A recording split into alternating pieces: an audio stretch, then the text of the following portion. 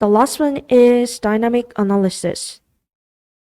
Dynamic analysis results, including cell gap and displacement data after compression, volume per shot, and defect analysis can be checked.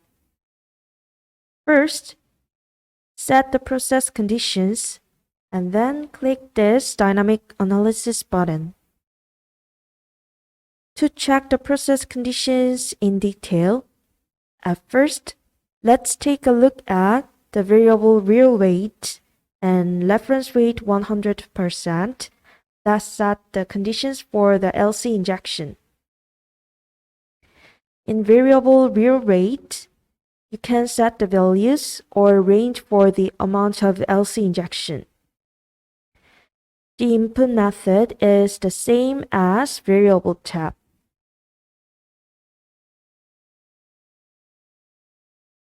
When entering specific variables, separate them with comma or semicolon.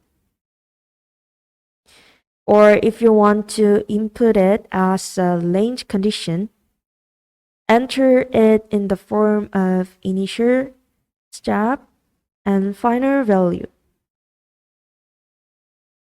Reference weight will be the standard of the dynamic analysis. In other words, that value is set to 100%.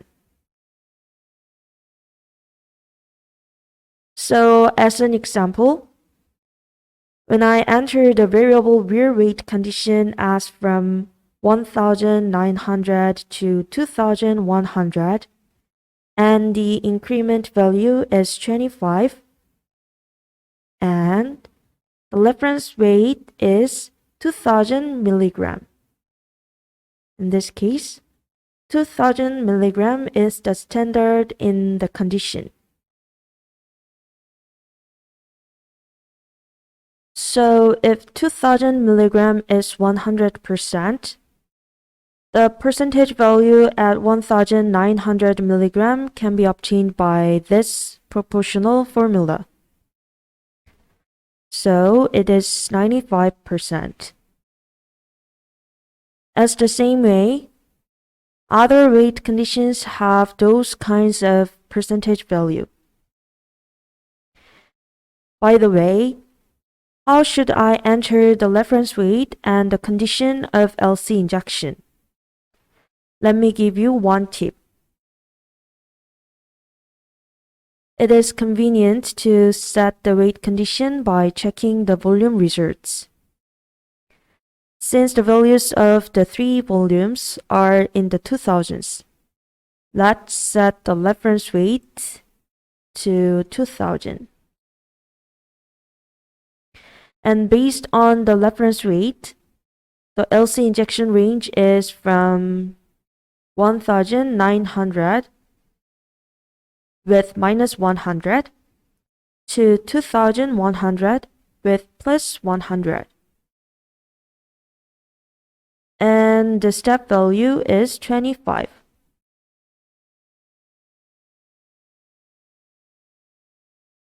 This condition is the same as the example. Actually, dynamic analysis simulation does not take a long time. So you can check the results by changing the LC injection amount conditions several times. And the next one is shot XY. It is to enter the number of shots to fill the LC into the panel. You can set the number of horizontal and vertical divisions. And there is another term. This value is used to increase the accuracy of dynamic analysis. The larger the multiplied value, the greater the number of node points used in the dynamic analysis. So, the accuracy of dynamic analysis result increases. Usually, I recommend to set it as multiplied by 2. For shot XY, I will use the default setting. The next one is temperature split high-low.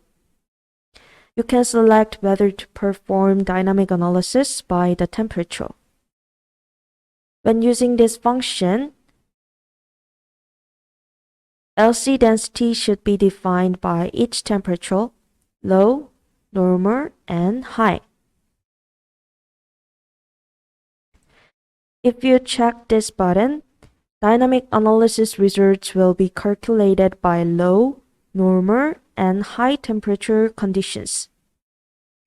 And if you uncheck it, the result is only calculated by the normal temperature. In this case, we already defined the LC density by the low, normal, and high temperature.